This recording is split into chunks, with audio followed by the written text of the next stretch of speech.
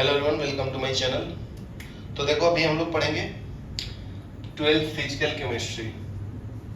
12th physical chemistry,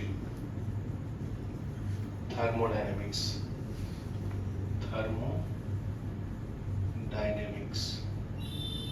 ठीक है, तो थर्मोडायनेमिक्स में क्या पढ़ना जी? नेक्स्ट टॉपिक है अपना स्पॉन्टेनियस प्रोसेस। तो स्पॉन्टेनियस क्या होता है? जो अपने आप से होता है। जैसे अपना उम्र बढ़ रहा है ना, तो उसको कंट्रोल नहीं कर सकते, उसको स्पॉन्टेनियस प्रोसेस बोलते हैं। स्पॉन्टेनियस प्रोसेस, ठीक है। इसको हम इरिवर्सिबल प्रोसेस भी बोलते हैं। इरिवर्सिबल प्रोसेस, ठीक है। तो जो अपने आप से होता है या नेचुरली होता है, उसको स्पॉन्टेनियस प्रोसेस होता है। ये यूनिडायरेक्शनल होता है, ठीक है। तो spontaneous process have a natural tendency to occur. तो ये अपने आप से होता है and do not require any external influence for their occurrence।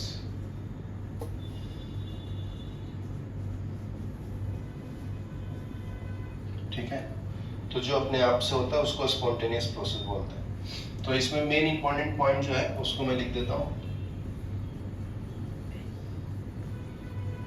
Keys point of a spontaneous process।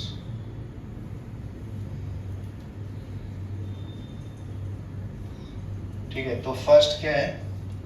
It occurs of its own and doesn't require any external agency to occur। तो ये अपने आप से होता है। It occurs of its own and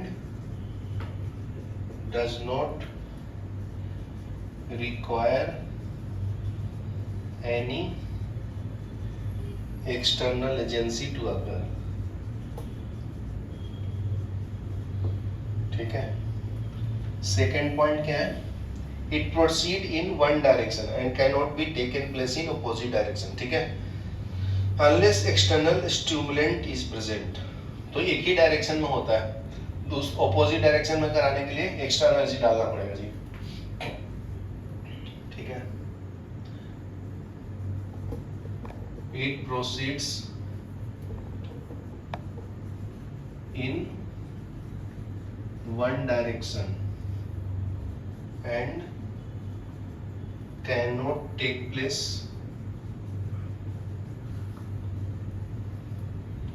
in opposite direction unless external stimulant is present। ठीक है, next है spontaneous process can be rapid. ये फास्ट भी हो सकता है, स्लो भी हो सकता है।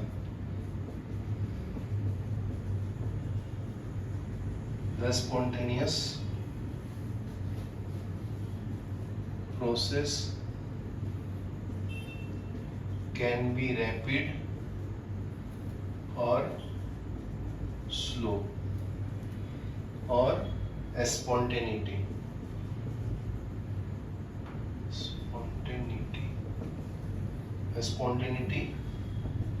is not concerned with the rate of reaction।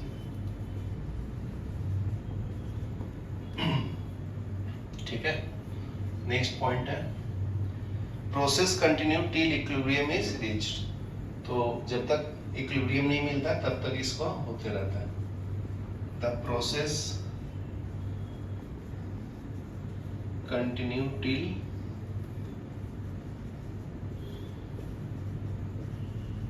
equilibrium is reached।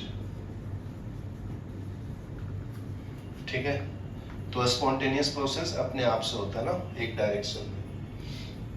Fifth point है द स्पॉन्टेनियस, इसको हम लोग नेचुरल बोलते हैं जी। Natural process tend to occur in a direction that leads to equilibrium। चलो ये लिख लो। नेक्स्ट देखो, एनर्जी एंड स्पॉन्टेनिटी की बात करेंगे। तो spontaneous take place in a direction in which energy of the system is lowered.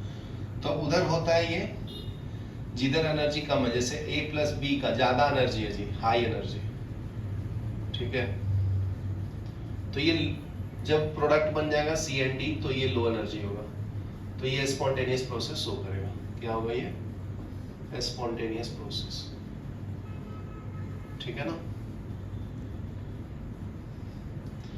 तो यही टॉपिक है आपका, energy and spontaneity.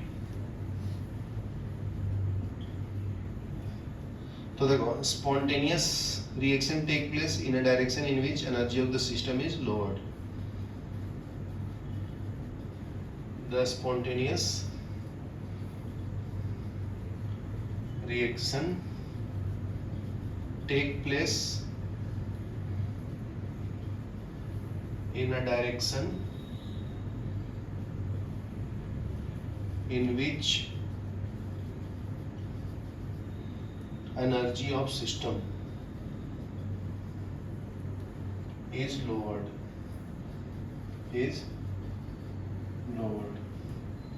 it is accompanied by the release of energy, it is accompanied by release of energy, ठीक है।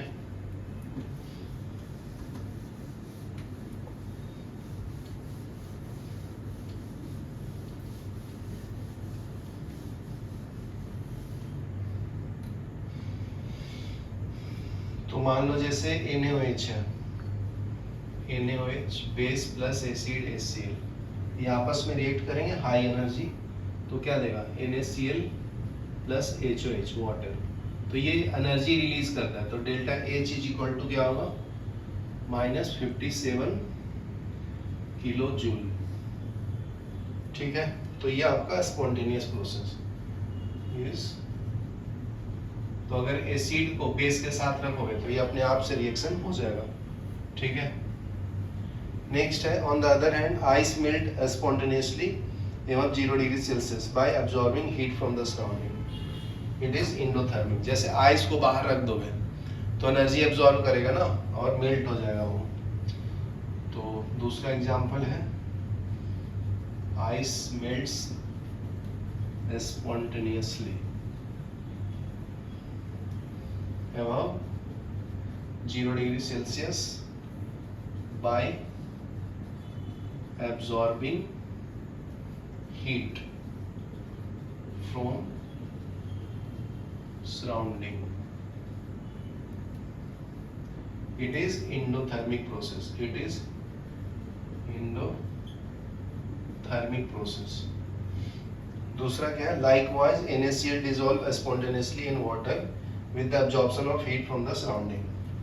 तो अगर नमक को पानी में डाल देंगे जी तो ये भी एनर्जी को एब्जॉर्ब करता है ना,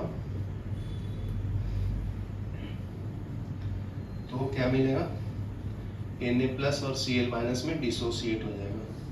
तो डेल्टा H नोट क्या है 3.9 किलो जूल पर मोल, ठीक है। तो this is endothermic and spontaneous. तो नमक को जैसे पानी में डालोगे तो अपने आप से होगा, तो ये इंडोथर्मिक है और स्पॉन्टेनियस भी है, ठीक है। Clear that exothermic not the sufficient, it needs to be another factor, ठीक है। यहाँ तक लिखो, फिर मैं स्पॉन्टेनियस, ठीक है। तो इंट्रोपी बहुत ही सिंपल है जी, बस ध्यान देना। इंट्रोपी, इंट्रोपी मतलब फ्रीडम होता है, फ्रीडम ऑफ एटम या रैंडमनेस, फ्रीडम ऑफ एटम या रैंडमनेस को बोलते हैं, रैंडमनेस, ठीक है। जैसे देखो सॉलिड पार्टिकल है तो इसके एटम्स क्या है, टाइटली बॉन्डेड है ना, ठीक है। तो इसको हीट करूंगा तो ये लिक्विड फॉर्म में कन्वर्ट होगा, तो थोड़ा थोड़ा दूर जाएगा ना पार्टिकल्स, ठीक है। तो देखो डिग्री ऑफ फ्रीडम बढ़ रहा है। अगर गैस होगा तो पार्टिकल्स बहुत ही दूर दूर जाएंगे, समझा। इसको क्या बोलते हैं, डिग्री ऑफ फ्रीडम। तो सबसे ज्यादा डिग्री ऑफ फ्रीडम किसका है, गैस का, ठीक है ना, क्योंकि पार्टिकल्स आर सेपरेटेड। तो लिखो, पॉइंट्स बताता हूँ इंट्रोपी को, और इंट्रोपी को एस से रिप्रेजेंट करते हैं, ठीक है। तो in solid state water molecule in ice are arranged in a definite order, ठीक है। दूसरा क्या है, when ice melt its highly crystalline arrangement of water molecule collapse, मतलब वो सॉलिड से लिक्विड बन जाता है ना। when ice melts this tightly crystalline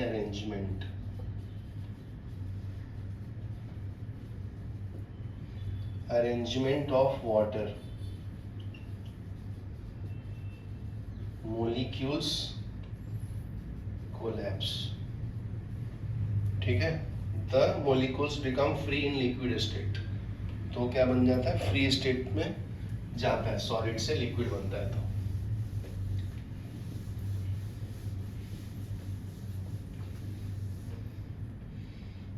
ठीक है,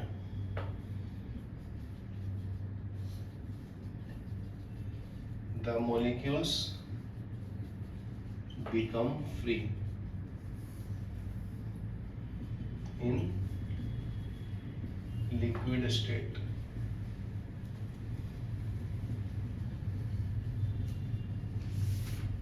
and order a state, thus tends to become more disordered, ठीक है। तो जो सॉलिड होता है वो टाइटली बॉन्डेड होता है, ऐसा।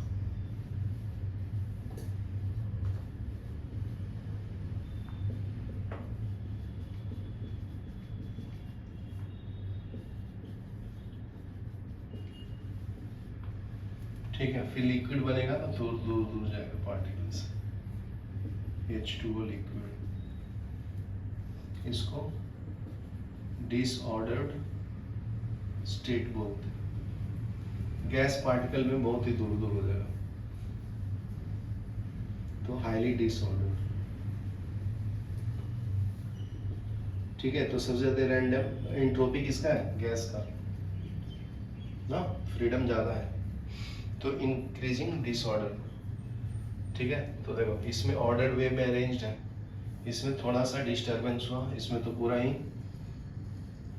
डिसऑर्डर्ड फॉर्म है, तो सबसे ज्यादा एंट्रोपी गैस है, ठीक है। चलो निकलो, फिर आगे बताता हूँ, पॉज करो, ठीक है। दूसरा पॉइंट देखो एंट्रोपी का, when liquid water vaporize gases become more freely and random, तो डायग्राम में बता दें। during a melting of ice or vaporization of liquid, disorder or randomness increases, disorder or randomness is measured by entropy, ठीक है। तो वही बोल रहा है कि हम लोग रैंडमनेस या डिसऑर्डर को एंट्रोपी के फॉर्म में मेजर करते हैं, ठीक है। तो ये पॉइंट लिख लो, the disorder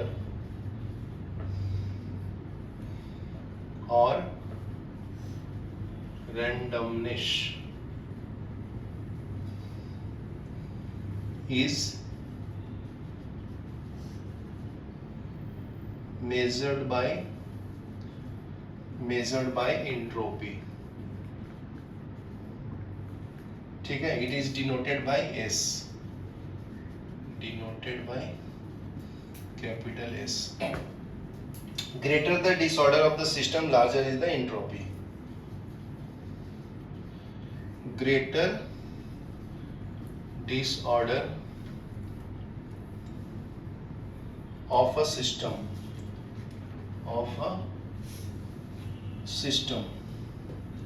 larger is the entropy.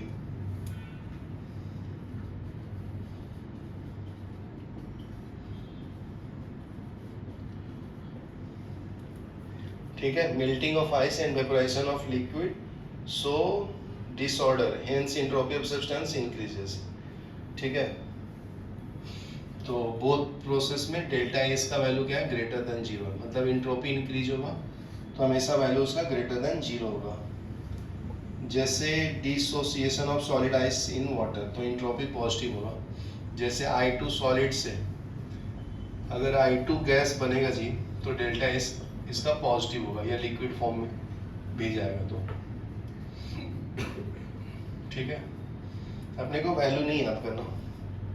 So when solid iodine dissolve in water, molecule become freedom. This disorder, hence entropy of the system increases, and positive for dilution process.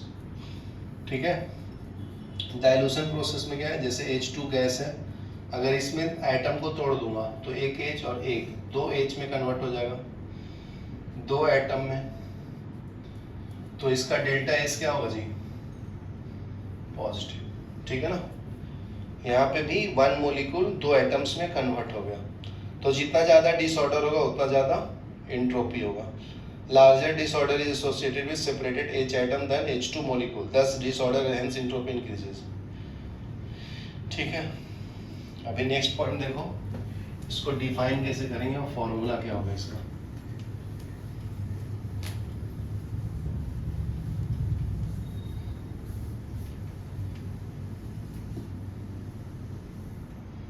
ठीक है, next है इसका definition, तो उसको बोलेंगे quantitative definition of entropy. Quantitative definition of entropy. ठीक है, तो entropy is the measure of disorderness. Entropy is a measure of molecular disorder or randomness. ठीक है, दूसरा पॉइंट क्या है, entropy and entropy change of system is equal to amount of heat transferred to it in a reversible manner divided by the temperature. तो ये proper definition है, ये important है, याद रखना. तो लिख लो, and entropy change of a system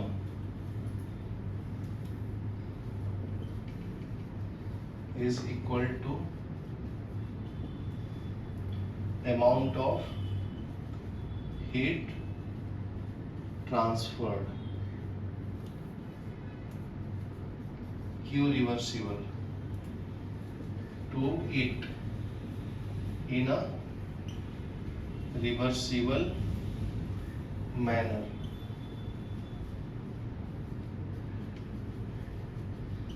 divided by temperature in Kelvin T, at which transfer take place.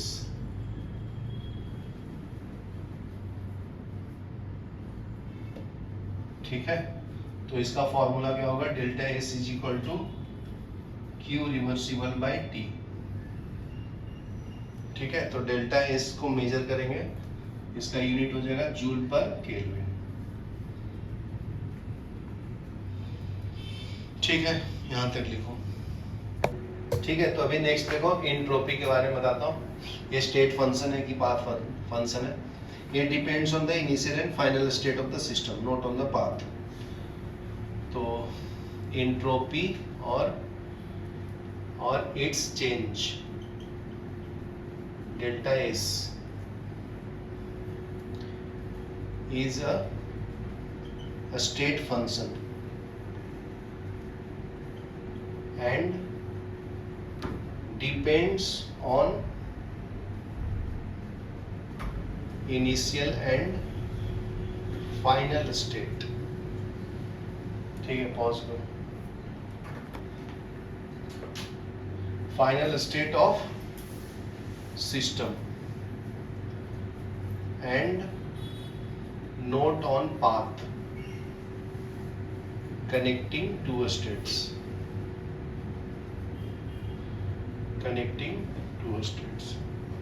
ठीक है। दूसरा पॉइंट क्या है? when heat is added to system molecular motion increases owing to increase the kinetic energy।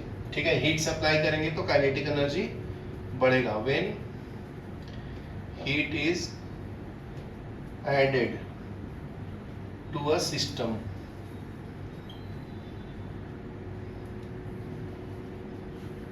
molecular motion increase owing to increase of their kinetic energy।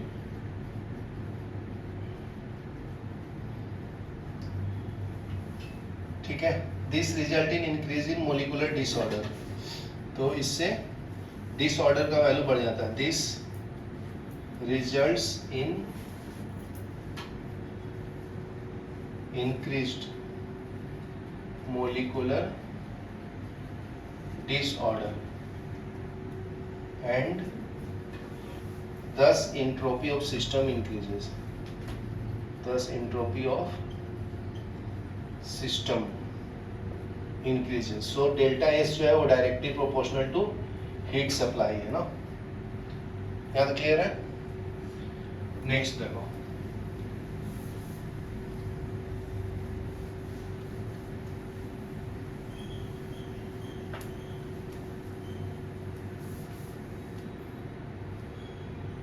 Next है the effectiveness of the addition of heat to increase the randomness depend on temperature। the effectiveness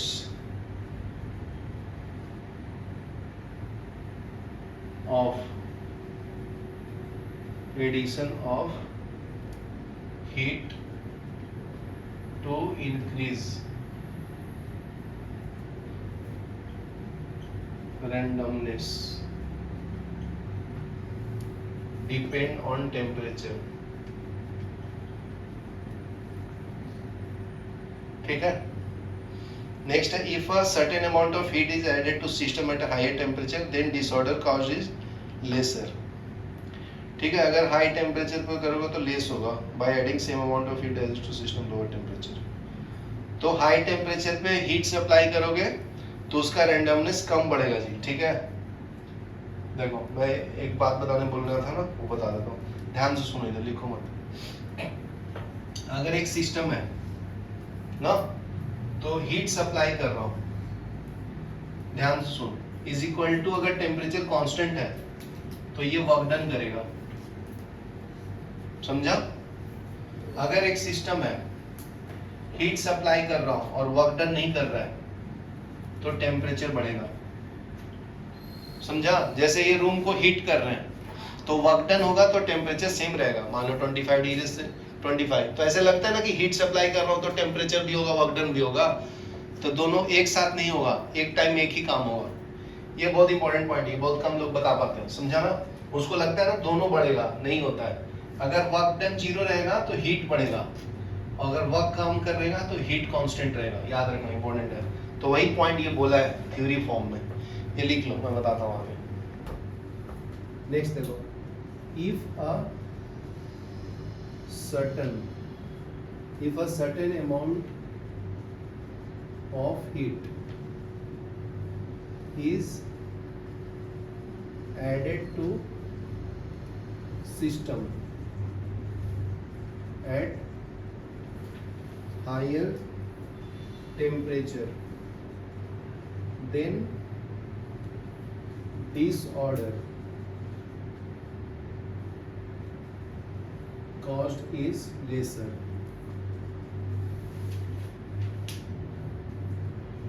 than that caused by adding same amount of heat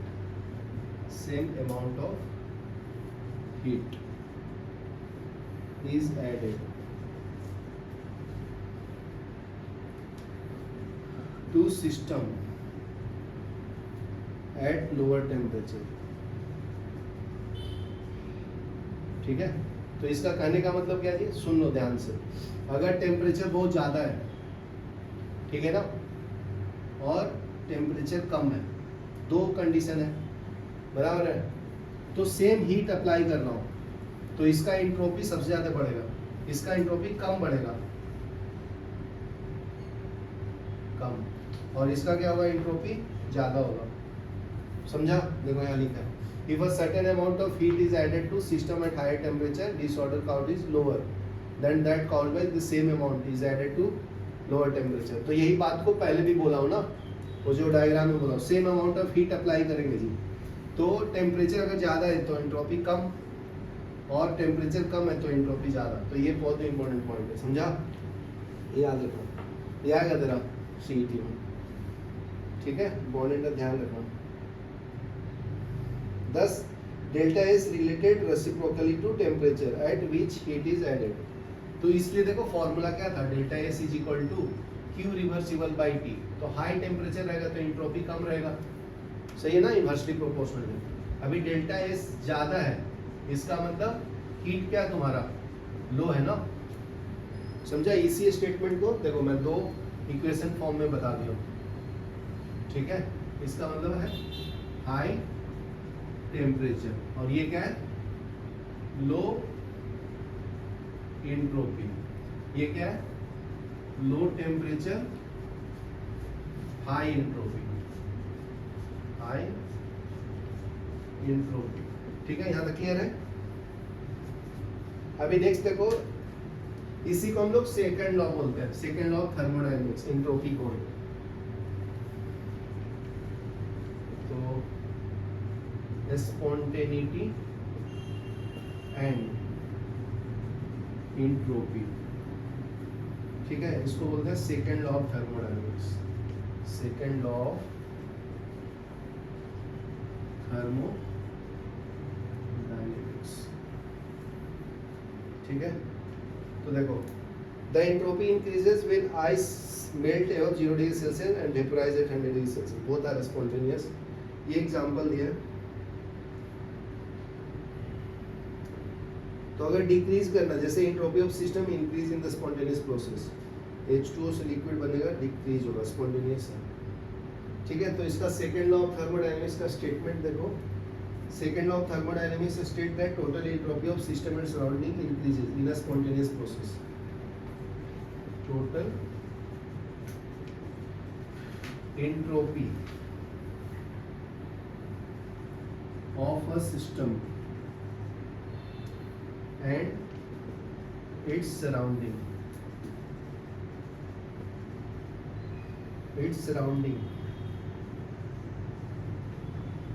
increases in a spontaneous process,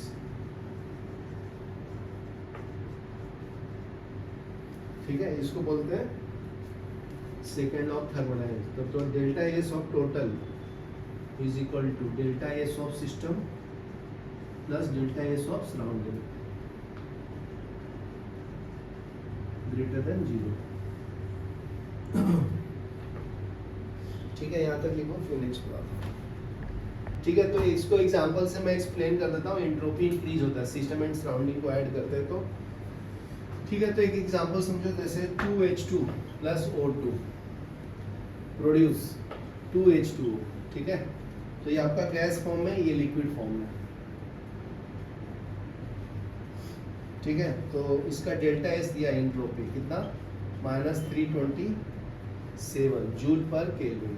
तो ये formula Q reversible by T होता है ना, तो joule heat का unit है और temperature का यूनिट केल्विन। और डेल्टा एच दिया है जी, इसको बोलते हैं इंथैल्पी। डेल्टा एस क्या है, इंट्रोपी। इसका -572 किलो जूल, बोथ है।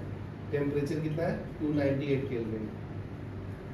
To increase delta H total we need to know delta H of surrounding. Delta H of the reaction is given, ठीक है। तो delta H of reaction is given, that is how much, -572 kilo joule. ये दिया है ना, यही बात यही है, सेम है। 2 mole of H2 and 1 mole of O2 are combined to form 2 moles of water. तो देख सकते हो रिएक्शन, देखो रिएक्शन को ऑब्जर्व करो, ये 2 मोल है, ये ऑक्सीजन 1 मोल जाता है, तो 2 मोल वाटर मॉलिक्यूल्स बनता है, ठीक है। यहाँ तक क्लियर है। तो heat is release when it is received by the surrounding at constant pressure. Entropy of the system, change of the surrounding is, तो इसका फॉर्मूला लिखो, delta S of surrounding is equal to Q reversible by T। तो Q reversible कितना है जी, 572 kilo joule ना, kilo joule मतलब 10⁻³ joule divide by 298। ये सॉल्व करोगे तो 1919 जूल पर केल्विन आएगा, ठीक है। तो डेल्टा एस ऑफ सराउंडिंग आ गया जी, ठीक है। तो इसको वैल्यू डाल दो इसमें, सिस्टम और ये वाला फॉर्मूला, ये जो बताया हो ना, ये वाला इसके अंदर, तो तुम्हें टोटल मिल जाएगा entropy.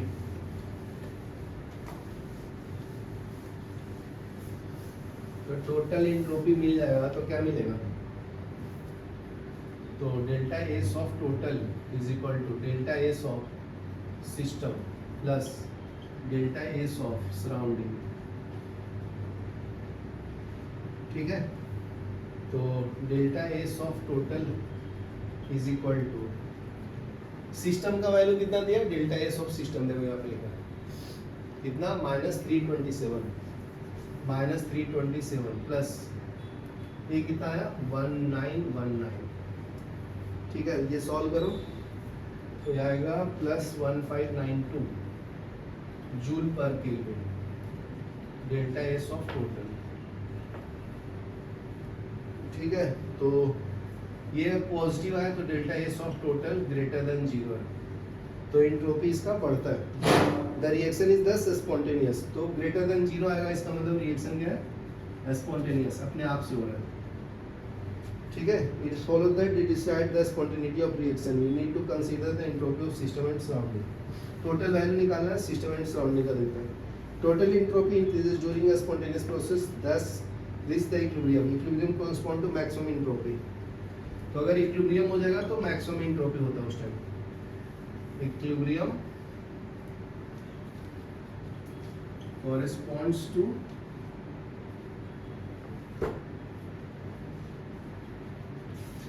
maximum entropy, maximum total entropy, ठीक है। Total entropy must be 0 for a process at equilibrium.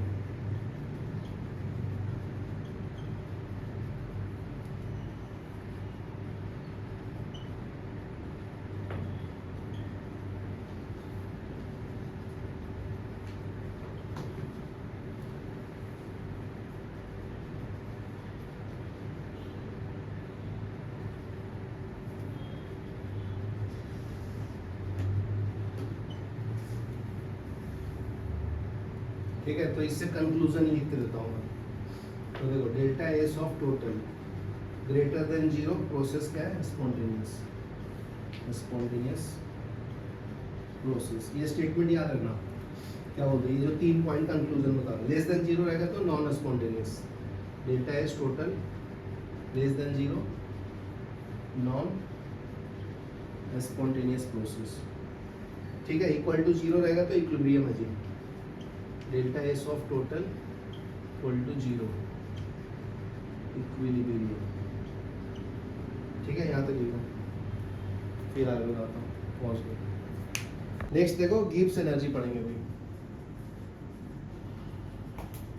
Gibbs energy,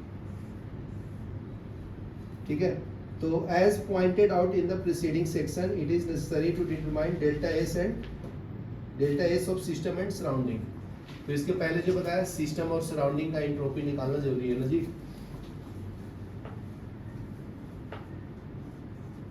ठीक है, तो for predicting the spontaneously of reaction, तो देखो, तो इसका प्रॉब्लम सॉल्व किसने किया था, गिब्स एनर्जी। तो उन्होंने कैसे डिफाइन किया था गिब्स एनर्जी को, G इक्वल टू H minus T delta S. ठीक है, ये G क्या है, गिब्स एनर्जी है। ठीक है, H क्या है, इंथैल्पी है, S क्या है, इंट्रोपी। तो ये क्या बोला था कि अगर इंट्रोपी को माइनस कर देंगे, ठीक है, इंथैल्पी में से, तो एग्जैक्ट इंटरनल एनर्जी तुम्हें पता चल जाएगा। ठीक है, तो ये फॉर्मूला याद रख लो। तो H T S R state function, तो इसमें एच टी एंड एस क्या है, स्टेट फंक्शन है सब। ठीक है, Gibbs is also state function. तो इससे क्या कंक्लूजन निकलता है कि गिब्स फ्री एनर्जी भी स्टेट फंक्शन है, स्टेट फंक्शन। ठीक है, तो a change in Gibbs energy depend on initial and final state of the system, not on the path. A change in Gibbs energy depend on initial and final state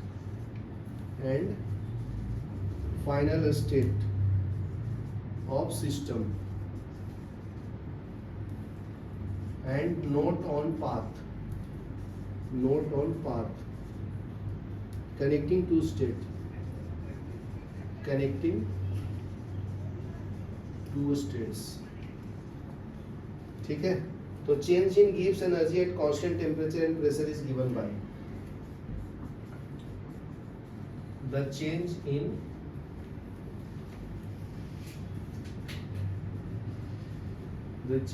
Gibbs energy at constant temperature and pressure,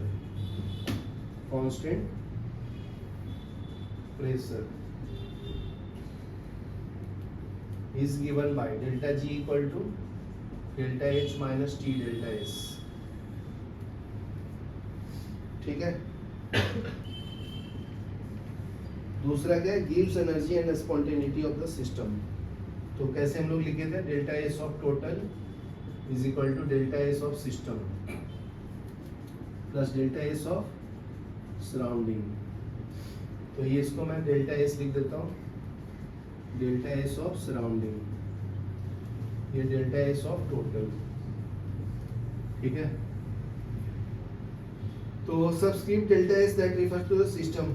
ठीक है, तो अभी relation हम लोगों को चाहिए delta S and delta G में। तो नेक्स्ट टॉपिक है relation between delta G and delta S.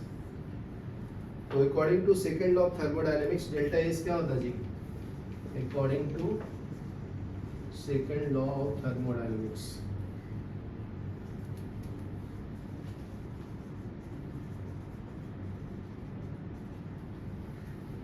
Delta S of total greater than 0 होगा। ठीक है, if enthalpy change of the reaction companies the change in the surrounding. तो अभी next point देखो ध्यान से, if delta H is the enthalpy change companies a reaction, the enthalpy change of the surrounding is, तो delta S of surrounding को कैसे define करता है, minus delta H by T. देखो यहाँ पे Q के जगह पे डेल्टा एच आ गया है। ठीक है, डेल्टा एच क्या है तुम्हारा, इंथैल्पी है। ठीक है, तो सराउंडिंग का ऐसे डिफाइन करते हैं, change in enthalpy by temperature. तो इसकी वैल्यू अगर मैं इसमें डाल दूं, ये फर्स्ट इक्वेशन में सेकंड का वैल्यू, तो क्या मिलेगा जी, यहाँ तक लिखो फिर बता दो।